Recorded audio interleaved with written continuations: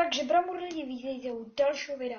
Dneska tu máme moje hry na PS3. Takže budeme hrát FIFA 14.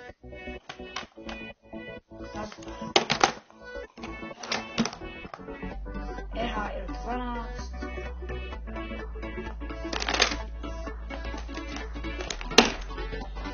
GTA epizoda Liberty City. Need for Speed Wanted. Gran Turismo 5. Takže pište mi, co mám natáčet, já se pro dnešní video loučím. A nic, takže já se pro dnešní video loučím. Takže